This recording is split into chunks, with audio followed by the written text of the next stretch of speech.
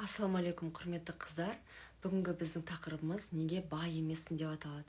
Жалпы сіздер қаншама тақырыптарды көрдіңіз. Ризық туралы сабақ болды, қарыз туралы болды. Соның өзінен кішкене ой жинақтап түсіндіңіздер деп ойлаймын. Неге де сіз әлі миллион таппадыңыз, немесе неге әлі қалаған нәрсеңізге жете алмай жатырсыздар. Бүгін сол сабақтарға кішкене толықтыру болады бізде. Қараңыздар, неге бай емеспін? Біз тағдырымызға через обиду қараймыз. Мысалы, шағым айтамыз. Неге Аллах тағала анада бар да менде жоқ? Неге анау тез байып кетеді да менде шықпайды? Анау мен сияқты курсқа қатысты, мен де қатыстым, бірақ ол тез результат шығарып кетті. Яғни бізде шағым көп Аллаға деген. Тағдырымызды қабылдай алмаймыз. Қашан сіздер тағдырыңызды қабылдайсыздар, сол кезде өмір реттеледі. Былай қарасаң, бір простой, жеңіл нәрсе сияқты, тағдырды қабылдау деген. Бірақ сіз пока мынау Аллахпен жарысқанша, Аллахқа шағым айтқанша, Аллах тағала ешқашанда өзінің мынау мәликул мүлк деген аты бар ғой, сол мүлкіне сізге бөліп бермейді. Себебі сіздер Құдаймен жарысып жатсыздар. Все время Құдайдың сізге берген әдемі нәрселерін, даже просто сабақ ретінде берген ситуациялардың өзін қатты сынақ деп қабылдап, шағым өте көп бізде. Сондықтан Аллах тағала бермейді. Мысалы, қараңыз, сіз жұмысқа біреуді аласыз, и ол адам вечно нервный, жынданады, артық жұмыс берсең де жынданады, бір нәрсені сұрасаң да жынданады. Сіз ондай адамға премия бермейсіз. Дәл сол сияқты қыздар. Неге Аллах тағала сізге ризық беру керек? Неге дәл сізге Аллах тағала ақша беру керек? Осы сұраққа жауап беріңізші. Сол кезде неден құтылу керек, немен жұмыс жасау керек, бірден түсінесіздер. Сол нәрсені жөндесеңіздер, ақша бірден бит келе бастайды. Келесі, уақытқа бағынбаймыз. Біз өзімізге шанс бермейміз, не Аллах тағалаға мүмкіндік бермейміз бізді тәрбиелеуге. Яғни қараңызшы, любой нәрсе сіз дайын болғанда бірақ келеді. Біз асықтырамыз, қатты, шыдамсызбыз. Мен алдында айттым, шыдамсыз адамға ризық жоқ, ақша жоқ. Яғни осы жерде өкінішке орай уақытқа бағынбаймыз да, бәрін тез қалаймыз, бәрін тез болғанын қалаймыз да, олай болмайды қыздар. Яғни сіз дайын болған кезде Аллах тағала береді. Оған жету үшін сәйкес әрекеттерді жасай беруіміз қажет. Келесі, мен деген өте көп. Неге бай емеспін? Себебі мен деген өте көп. Мен опытныймын, мен мысалы стюардесса 10 жыл істедім, мен өстіп әрекет істедім, сосын машина сатып алдым, бітті. Бұл жерде Аллах жоқ, Аллах жоқ жерде байлық жоқ. Енді Аллах тағала айтады екен, өзің істедің ба бәрін, онда давай деп сізді осы дүниеге қалдырып қояды екен. И сіздің қолыңыздан түк келмей жатады. Қарызға кіріп кетесіз, депрессияға кіріп кетесіз. Когда мен деп бәрін айтып кеткен кезде. Сондықтан мен деп айтпаймыз. Даже сізді біреу мақтаған кезде, ой, какая ты классная, мынау деген кезде, ішіңізден бүкіл мадақ мақтау тек Аллаға тән деп айтып отырыңыздар. Хорошо? Және де Инстаграмда менен көбісі сұрайды, неге сіз альхамдулиллах деп айтпайсыз, астағфируллах деп айтасыз дейді. Мен мысалы бүгін вообще парковкаға орын болмайтын жерден бір орын Аллах тағала маған босатып қойыпты, оказывается. Ол жерде никогда орын болмайтын, сенесіздер ма? Мен просто үйден шықтым, бір орын болса екен мен үшін деп сұрадым Аллахтан. Сонда ниет жібердім, и сразу же, представляете, сразу же орын болды. Аллаға шүкір. Сондықтан қыздар, барлығы сіздің ниетіңізге байланысты қалай шығасыздар. Даже орын болмаса да мен дым ренжімейтін едім Аллахқа. Себебі ол жерде мен уже білемін, что орын вечно болмайтын. Көрдіңіздер ма? И мен ол кезде альхамдулиллах деген жоқпын, астағфируллах дедім. Неге астағфируллах дедім? Сразу же мен айтам, егер мен альхамдулиллах десем, мен Аллаға шүкір деймін да, бірақ мен ойлаймын, ой, как хорошо, что Аллах тағала маған орын берді, и мен Аллах тағаланың любимчигімін ғой, сол үшін маған берді деп менде тәкаппарлық өсіп кетуі мүмкін. Сол үшін альхамдулиллах деп айтқан жоқпын. Мен астағфируллах деп айттым. Аллах тағала кешіре гөр, барлығының иесі сенсің. Мен өзіме жаңағы мынау қазір парковканы тауып алдым ғой, мен тауып алдым деп айтпас үшін астағфируллах деп айтам. Яғни өзіме Аллах тағаланың жаңағы бергенін өзіме жазып алмас үшін. И потом обида. Ешкімге обида болмау керек, ешкімге ренжімеуіміз қажет. Бір адамға обида бар ма, бітті, Аллах тағала ақша бермейді. Запомните это раз навсегда. Неге мен бай емеспін? Болжам өте көп. Мысалы, бір нәрсені жасардың алдында бола ма, болмай ма, ақшам салсам ақталмай ма, мына курсқа қатыссам результат бола ма, болмай ма, егер мына жұмысқа тұрсам алып кетемін ба, алып кете алмаймын ба деген сияқты болжамдар өте көп болса, әсіресе сіз болашаққа араласып жатырсыз. Яғни болашақ ол Аллах тағаланың территориясы. Яғни сіз сол территорияға визасыз кіріп жатсыз, көрдіңіз ба? Ал егер сіз бір мемлекетке визасыз кіретін болсаңыз, сіз не істейді? Депорт жасайды, сізді қуып жібереді. Дәл осы сияқты қыздар, сіздер Аллах тағаланың ісіне өте көп араласқандықтан Аллах тағала сізге байлық бермейді. Сондықтан болашақ Аллахтікі, нәтиже Аллахтікі, ол іске араласпаңыздар. Ең басты сіз жасау керек нәрсе білім алуыңыз керек и әрекет жасауыңыз керек. Ал ол әрекеттің, білімнің нәтижесі қандай болады, оны бір Аллах шешіп береді. Келесі, осы жерде нәтижені көп уайымдау. Мысалы, бір ақша салдыңыз бизнесқа, ақтала ма, ақталмай ма, осы бизнес менікі ма, менікі емес па, шығарам ба, нәтиже шығармайым ба, миллиондарды шығарам ба, шығармайым ба, міне курс жіберем, менің курсыма адам жазыла ма, жазылмай ма, миллион шығарам ба, шығармайым ба, қайта нәтиже ол Аллах тағаланың шеңбері, оған араласпаңыздар қыздар. Бака сіздер нәтижені көп уайымдайтын болсаңыздар, Аллах тағала ризықты бермейді сіздерге. Себебі Аллах тағала сізді осы дүниеге қалдырып қояды, өзіңізбен өзіңізге. То есть сіз бұл жерде Аллах тағалаға сенбей тұрсыз. Түсінікті ғой. Келесі, шүкірсіздік. Сіз айтуыңыз мүмкін, ой жоқ, мен шүкір етемін. Бірақ қыздар, біз әлі де бай болмауымыздың себебі 1 секундқа болсын шүкірсіздік жіберіп қойған кезде. Ол қалай? Мысалы, ой, қалай осылар кіп-кішкентай болып осындай жаңағы миллиондар тауып жатыр, немесе машина алып жатыр. Осылар неме машинаның үстіне машина ала береді деген сияқты. Осындай даже сізде болса, ол шүкірсіздік. Яғни сіздер Аллах тағалаға скрытая вражда ашып жатсыздар. Скрытый шүкірсіздік сізде бар да. Сіз өзіңіздің барыңызға шүкір ете алмай жатырсыз, а басқа біреудікіне айтып жатсыз. Аллах тағала неге анаға ризық бересің да маған бермейсің? Оған сен ризықты әділетсіз беріп жатырсың деген сияқты сіз сөйлеп жатсыз, тура айтпасаңыз да. Түсінікті ғой? И сабырсыздық. Сабырсыздық ол қыздар сізді кедей етеді. Яғни қалай? Мысалы, даже очередьте тұрған кезде де, өзіңіздің очередіңізді күтіп тұрған кезде де сабырлы болуыңыз керек. Сабырлы болсаңыз, ақша сізге тез келеді, ризық сізге тез келеді. Сондықтан өтініш қай жерде болсын, даже пробкада тұрсаңыз да, автобус күтіп тұрсаңыз да, такси күтіп тұрсаңыз да, кешігіп бара жатсаңыз да, әр жерде сабыр сақтаңыздар. Егер сіз бір жерге кешігіп бара жатсаңыз, бір нәрсені ұмытып кетсеңіз, бір нәрсені жоғалтып алсаңыз, ол Аллах тағаланың сізге деген тәрбиесі. Аллах тағала сізге үлкен нәрсені берудің алдында солай сізге сабақ беріп жатыр. Осы сабақты күшті еткен адам ғана үлкен ризыққа кенеледі. Келесі, негатив. Сіздер пока негатив бар жерде қыздар ешқашанда ақша болмайды, осы естеріңізде болсын. Себебі негатив ол біздің блоктар, ол біздің қорқыныштар. Осы арқылы сіз Аллаға сенбей тұрсыз, Аллахтың беретініне, Аллахтың байлығы өте көптігіне, таусылмайтынына сенбей тұрсыз.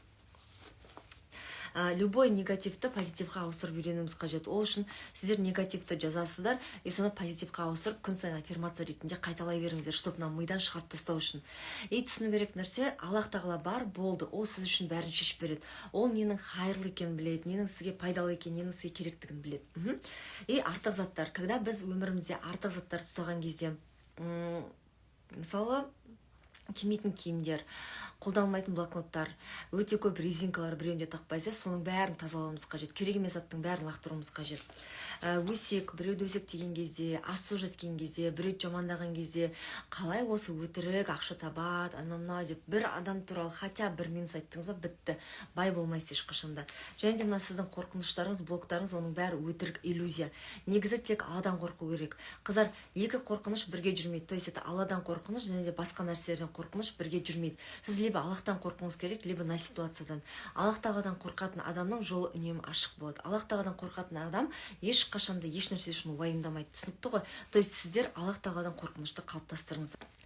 Келесі, сіз өзіңізге ақша қимайсыз. Енді қараңызшы, егер сіз өзіңізге ақша жұмсамасаңыз, өзіңізге ақша қимайтын болсаңыз, не үшін Аллах беру керек сізге ақша? Ол сізге миллион берсе де, сіз өзіңізге жұмсамайын деп тұрсыз ғой. 20 миллион берсе де өзіңізге жұмсамайын деп тұрсыз. Көрдіңіз ба? Сіз айтуыңыз мүмкін, жоқ, мен жұмсаймын, потому что уже артық ақша ғой, қарыздарым жабылған. Сіз даже кішкентай ақша бола тұра, қыздар, соны басқара алсаңыздар, кішкентай ақша бола тұра, соны дұрыстап есептей алсаңыз, дұрыс жүргізе алсаңыз, кішкентай ақша бола тұра өзіңізге жұмсасаңыз, онда Аллах тағала үлкен сумманы береді. Потому что ол көреді, мына кішкентай сумманы жақсы басқара алады, өзіне жұмсай алады екен дейді, и үлкен сумманы береді. Түсінікті ғой? И нақты мақсат жоқ. Не үшін керек бізге үлкен ақша? Соны біз өзіміз білмейміз, өзіміз түсінбейміз. Егер сіз мысалға умраға баруға десеңіз, Аллах тағала бүкіл жаңағы мүмкіндікті сіздің алдыңызға әкеліп береді, сол умраға ақшаны жинау үшін. Түсінікті ғой? Машина алғыңыз келе ме? Сол машина ақшаны жинау үшін сізге бүкіл мүмкіндікті опять же әкеліп береді. Нақты мақсат болу керек. Нені? Машина керек па? Не үшін ол машина керек бізге? Және де ол машинамен не істейміз біз? Қандай ол нақты, четко, цветіне дейін бәрі нақты болу керек. Сізде бағасына дейін білуіңіз керек. И бір нәрсені тегін алғыңыз келген кезде ешқашан байымайсыз. Пожалуйста, тегін алу деген нәрсені шығарып тастаңыздаршы ойдан. Тегін алмаймыз, бізге тегін ештеңе керек емес. Бәрін сатып аламыз. Келесі ата-ана. Ата-анаға үлкен құрмет болу керек, ата-анаға мүлде обида болмау керек. Оны ақша 2.0 деген курсымда мен айттым телеграмда, сол жақтан қараңыздар. 5 хат техникасын пока жеңілдемейінше жаза бересіздер. Келесі орта. Орта бізге қатты әсер етеді қыздар. Поэтому, пожалуйста, кімді көресіз, кімді тыңдайсыз, қандай адамдармен араласасыз, қандай адамдармен жүрсіз, соның бәрін реттеңіздер. Қашан сол реттеледі, қашан ортаңыз жақсы болады, өзіңіз де байлыққа бірден оп-оңай шығып бастайсыздар. Мысалы, сіз айына 1 миллион теңге тапқыңыз келеді. Күшті мақсат, неге таппасқа? Өте күшті арман, неге таппасқа 1 миллионды? Аллах тағалаға сіз үшін какой-то 1 миллионды беру қиын емес, қыздар, шынымен қиын емес. Бірақ сіздер білмейсіз да, ол 1 миллионды не істеу керектігін, нақты 1 теңгесіне дейін білмей тұрсыз, сол үшін Аллах тағала бермейді. Когда сіздер осы 1 миллион теңге реально қайда кетеді нақты білген кезде, сол кезде Аллах тағала ақшаны сізге береді. Сіз айтуыңыз мүмкін, ой, мен білем, қарызын жабам, бүйтем, сөйтем. Бұл нақты мақсат емес, қыздар. Нақты сіздер 1 миллион теңге қайда кетіресіздер, және не үшін керек ол 1 миллион теңге. Осыны Аллахқа түсіндіріп бере алсаңыздар, Аллах тағала сізге сол 1 миллион табудың 25 жолын, 25 мың жолын тауып береді сізге. Басыңызға идея ретінде береді оны. Енді мына сұрақтарға өзіңіз жауап беріңіз отырып. Ақшаның сіз үшін плюстары қандай? Негізі ақша тек қағаз. Ол тек қағаз, ол тек сіздің қажеттілігіңізді өтейтін қағаз. Ол тек обмен. Сіз ақшаны бересіз, орнына сізге тамақ береді. Ақша бересіз, орнына сізге білім береді деген сияқты. Келесі байлықтың плюстары. Сіз бай болып кетсеңіз, өзіңізге плюстары қандай, және де басқа халыққа, басқа адамдарға плюстары қандай. Байлардың тізімін жазыңыз, қандай бай адамдар бар, сіз үлгі алатын. Сол адамдардың өмір баянын оқыңыз, олардың советтерін өзіңіз жасаңыз. Қандай минустары бар екен, оны кәдімгідей қандай қателіктері болды, соның бәрін ескеріп жазып өміріңізге қолдана бастаңыз. Қанша ақша керек сізге, күніне, айына, жылына деген сияқты прям жазыңыз. Не үшін керек ол ақша сізге есептеңіз. Расход доходты күн сайын жазыңыздар. Расход доход жазбайсыздар ма, сізде ақша жоқ, ешқашанда бай болмайсыз.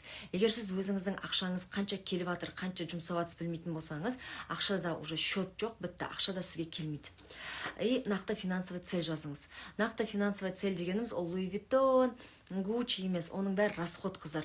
Нақты финансовый цель. Мысалы, мен өзіме қойдым, сентябрьде 3 миллион теңге табам дедім. Альхамдулиллах, уже 1 миллион теңгесі бар. Аллаға шүкір. Егер қазір мен тағы да ойынымды сатсам, менторствомды сатсам, тағы да бір 2 мың теңге марафон ашып жүрсем, бірден 3 миллионға фык етіп шыға жүреді Аллах тағала мені, Бірақ қазір мен в кайф жұмыс істеп жатырмын да, асықпай жұмыс істеп жатырмын. Аллах тағала береді деп. Соның өзінде менторствомды реклама етпесем де уже жазылып жатқан қыздар бар. Түсінікті ғой? То есть бұл жерде опять же Аллах тағала ризығына сену. Сіздер нақты финансовый цель именно цифрамен қою керексіз. Ол ана Луи Виттон сумка, ана мынаумен емес. Нақты цифрамен қоясыз. Айына қанша теңге тапқыңыз келеді. Қанша ақшаны игере аламын. Мысалы, сіз қанша ақша игере аламын, қанша айына тапқың келеді десе, бірден айтамыз, 20 миллион, 30 миллион, 50 миллион басқа біреуге қараймыз. Сол үшін мы деген, ой дейді, жоқ дейді. Потому что сіз даже 1 миллион тауып көрмеген адам, оны мы деген қабылдамайды оны. Түсінесіз ба? Сіз мысалы кішкентай балаға айтып тұрсыз да, жаңағы ағылшын тілінен әріпті көрсесі, ну-ка сөйлеш деп айтасыз, ол деген танымаймын дейді, әріпті.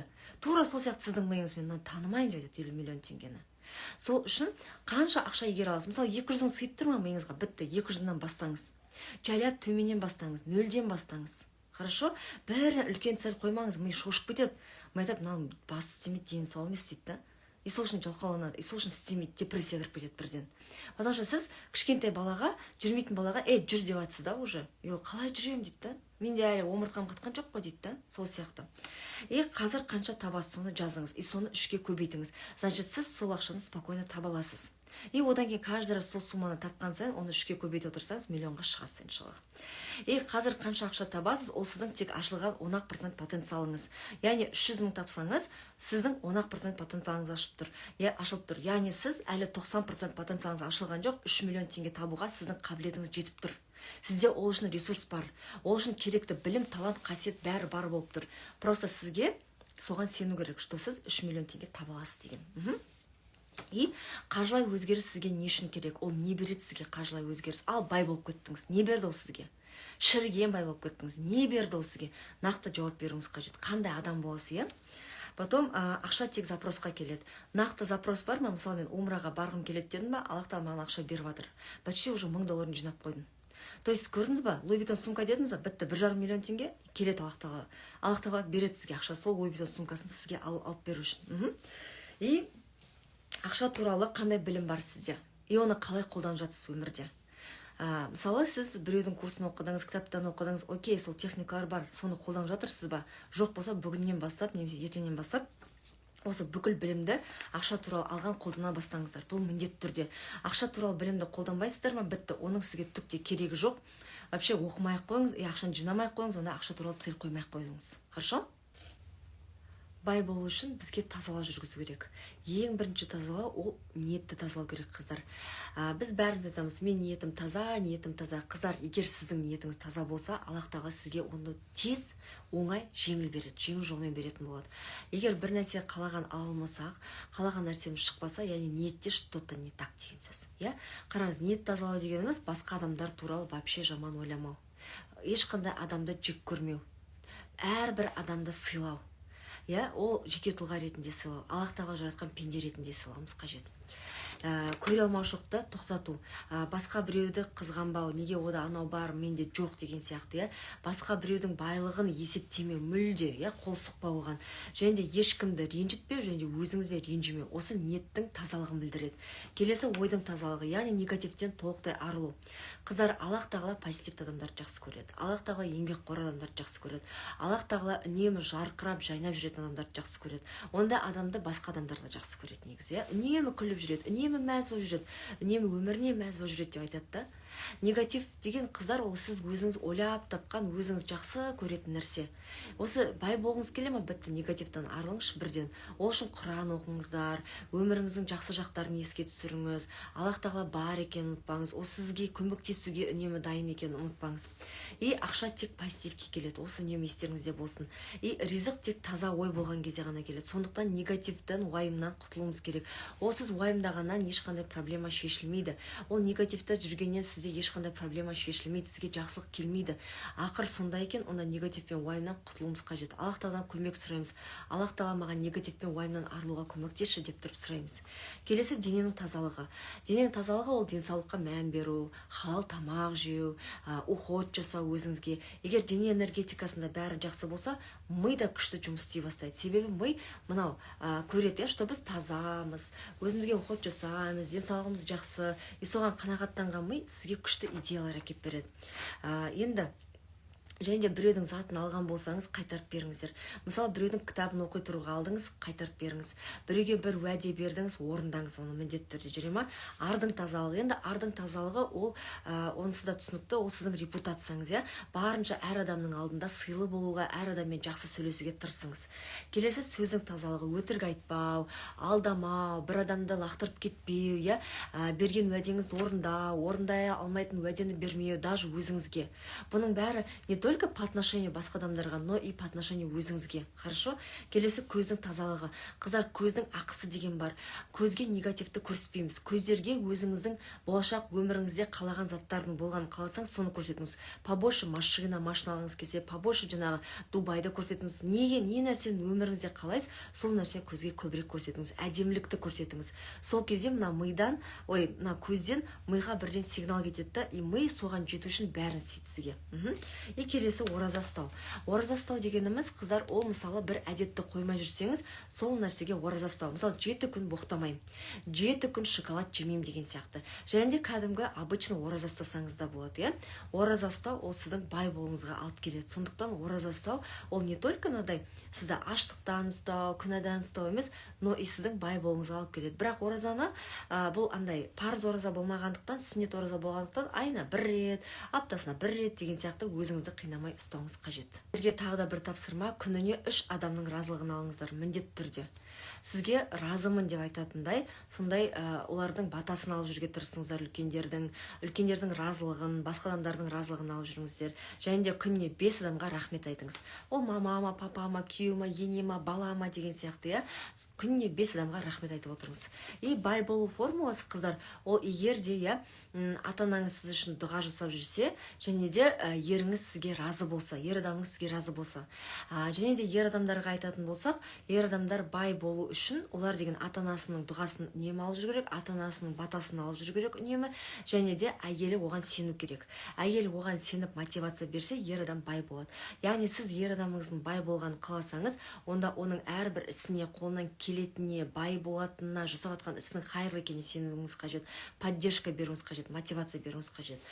Бірақ егер бізде ата-ана жоқ болса, онда үлкендердің дұғасын, үлкендер сіз үшін дұға жасауын кәдімгі солай сұрап жүріңіздер.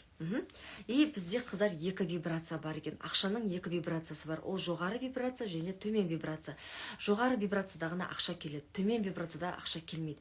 Яғни төмен вибрация дегеніміз ол обида, реніш, ашу, ыза, наразылық, шағым айту, осының бәрі төмен вибрация. Өсек айту, ғайбат, біреуді жамандау, асыру ету, осының бәрі төменгі вибрация. Осы вибрация жүрсеңіздер, ақша келмейді. Осының бәрін қашан аласыздар, сол кезде жоғары вибрацияға шығамыз, и ақша келе бастайды. Яғни жоғары вибрация дегеніміз ол благодарный болу, адамдарға да, Аллахқа да, өзіңізге де, ол деген шүкіршілік, өзіңізге де, адамдарға да, Аллахқа да. Ол разы болу, өзіңізге де, Аллахтарға да, Аллахқа, адамдарға да, және сабырлық таныту, әрбір ситуацияға, өмірге, Аллахқа, өзіңізге, и позитивта жүру, всегда позитивта. Позитив, оптимист болу керек. Сол кезде бұл жаңағы сіз ақшаның жоғары вибрациясы жүргендіктен сізге ақша өте тез және жеңіл келе бастайды. И жалпы қыздар, обида сақтаған кезде исламда айтады, 3 күннен артық ренжуге болмайды, 3 күннен артық қайғыруға болмайды, 3 күннен артық жылауға болмайды деп айтады. Яғни Аллах тағаланың өзі бізге осылай бұйрық беріп тұрған кезде, яғни біз әрбір кімге обида бар, сондықтан тек 3 күн ғана ренжиміз да, одан кейін кешіреміз. И қыздар, блок қайдан пайда болады негізі? Біздің өмірімізде бір ситуация болды, бір жаман ситуация болды, и соның біз қайталануын қатты қорыққандықтан бізде блок пайда болады. Сол үшін біз тәуекелге бармаймыз, қайдан ол нәрсені істемейміз. Қыздар, сіздің прошлойыңызда болған қателік, ол обязательно қазір қайталанады деген сөз емес. Яғни бір күйіп қалдыңыз ба, тағы да көріңіз. Тағы да көріңіз. Мүмкін, егер ол халал жол болып тұрса, егер ол дұрыс іс болып тұрса, тағы да бір рет көріңіз. Мүмкін осы жолыңыз болатын шығар. Жаңа біліммен, жаңа практикамен деген сияқты көріңіз, жүре ма? Сондықтан ол блокты өзім жасап аламыз, көрдіңіз ба? Аллах жасап бермейді бізге. И негізі ақша табуды бәріміз білеміз, бірақ осы ақша табу үшін мышлениемізға біз білім құймаймыз, өкінішке орай, ақша құймаймыз. Әрбіріміздің қолымыздан тамақ жасау, полды жуу, туалетті жуу келеді. Яғни ол үшін ақша төлейді бізге. Яғни біздің қолдарымыз ақша табылады, бірақ миымыз ақша таба алмай тұр. Біз ауыр жолмен ғана ақша табу керек деп ойлаймыз, жеңіл жолмен емес. Біз ойлаймыз, жеңіл жолмен ақша табу это харам, это как-то не то деген сияқты. Қыздар, сіз өмір бойы уборщица болып өтуіңіз мүмкін. Бір 50 мың, 80 мың теңге зарплатаға. Потом ертең кәрі кезіңізде сіз автобуспен жүресіз, даже кәрі кезіңізбен рахаттана алмай, не шетелге шыға алмай. Зачем да олай сізге өзіңізді қинап, ауыр жұмыс істеп? Когда Аллах тағала сізге өте көп ресурстар беріп тұр да, ананы істеуге, мынаны істеуге, бірақ біз Аллах тағалаға отказ өзіміз беріп тұрмыз. Сол үшін әр мүмкіндікті өмірде қолданыңыздар. Жаңағы мен айтып кеткендей, сіздің миыңызға қанша сумма сияды, сол сумманы жазуыңыз керек, сол сумманы табам деп ниет қойыңыз керек. Егер де сіз одан да көп сумманы қоятын болсаңыз, и сіз оны только жартысына ғана жететін болсаңыз, сіздің ми айтады, что-то миллионға жетпедік, давай кредит қаласақ. И сіз сол 500 мыңды барасыз да, 500 мың ба, 300 мың ба жетпей тұрған сумманы барып кредит қаласыз. Яғни мышлениедегі жоқ ақшаны мы деген айтады екен, давай кредит қыламыз, давай қарыз қыламыз еткен. Потому что сіз изначально ниет қойып қойдыңыз миллионға деп, сол үшін мы деген сол суммаға оны толтыру үшін сізге кредит алып береткен. Түсінікті ғой, поэтому миымыз реально сенетін, реально қолынан келеді ғой деген сумманыға біз ниет қоямыз. И тағы да тапсырма, 25 табыс көзін жазыңыз. 25 табыс көзін жазған кезде, қыздар, бұл жерде біз деген кәдімгідей қай өзіміздің қасиетімізді, қай талантымызды ақшаға айналдыра аламыз. И осы 25-тің ішінен 10 маңыздысын таңдаймыз. Осы таңдап алған 10 маңыздысынан 5-еуін таңдаймыз. 5 маңыздысын таңдадық па, 3 маңыздысын таңдаймыз. Осы 3 маңыздыдан таңдағаннан кейін 1-еуін таңдаймыз, сол кезде біздің ниша шығады. Бізге ақша әкеп беретін бағыт шығады, хорошо? И әрбірімізде ақша табу ресурсы бар, талант, потенциал оған жетеді. Сіз де, мен де, басқа адамдар да ақша таба аламыз. Ол оп-оңай, ешқандай курсқа, білімге даже қатыспай-ақ на самом деле. Просто оны біз ұштауымыз қажет, оны біз өсіруіміз қажет, Мысалы, қараңыз, ризық деген не? Біз ризықты, то есть бізде ризық бар да, біз сол ризықты өзіміз қолдана алмаймыз. иә. Например, сізде бірнеше ручка бар, и сіз айтасыз, менде жазатын ручка жоқ дейсіз, бірақ қолыңызда тұр да ол ручка. Тура сол сияқты Аллах тағала сізге уже ақша табу қабілетін ішіңізге отырғызып қойды. Сіздің уже бір талант беріп қойды. Мұғалімдік, врачтық деген сияқты, немесе стюардессалық, тілдік деген сияқты уже бір миссия салып қойды сізге, уже бір талант салып қойды. И сіз соны бола тұра мен қолымнан түк келмейді деп отырсыз да. То есть, понимаете, қолыңызда ручка толып тұр, бірақ немен жазамын деп іздеп отырсыз ана ручканы. Көрдіңіз ба? Тура солай қыздар. Поэтому ойланыңыздар, Аллах тағала не берді сізге? Ақша табу үшін не берді сізге? Қандай қасиет берді? Хорошо? И бізде всегда екі нәрсе болады, ол қалау және таңдау. Мысалы, сіз таңдайсыз, Алиштің курсы ма, жоқ Алянаның курсы ма деген сияқты. Бірақ ана біреудің курсы сізге қатты жаңағы дүние жағынан, әдемі оформленный жағынан, студияда түсіргені ұнап тұр да, бірақ сіздің жүрегіңіз менің курсымды қалап тұр. И сіз менің курсымды сатып алу үшін әрекет жасайсыз, и ол сізге результат алып келіп береді. Неге? Потому что біз всегда қалауымызға байланысты таңдау жасауымыз қажет. Келесі сіздерге кино көретін «Мирный воин». Бұл кино как раз сіздерге күшті түсіндіреді. Қалай точка А-дан точка Б-ға жету үшін қалай не істеу керек, нені байқау керек, нені қандай Аллахтың нығметтерін жібермеу керек, соны түсіндіреді. «Мирный воин». Гуглдан тересіздер. «Мирный воин» смотреть бесплатно деп. Менің мазамды алып жаза бермейміз. Кино жоқ, ашылмайды, анау демейсіз. Табасыздар. Қайдан табасыздар білмеймін. Бірақ осы киноны көруіңіз керек. Обязательно «Мирный воин» деп аталады. Хорошо? И сіздерге напоследок айтатын бір совет: айналаны көре білген адам, айналаны көре білген адамға ризық өте көп. То есть, егер дұрыстап көзімізді ашатын болсақ, ризық өте көп, ақша өте көп. Бәрін можно заработать. Бүкіл ақшаны өзіңізге алып алсаңыз да, Аллах тағаланың ақшасы қыздар таусылмайды. Поэтому бай болу үшін енді сіздерге мықты нені істеу керек түсінікті деп ойлаймын, иә? Хорошо? Сау болыңыздар.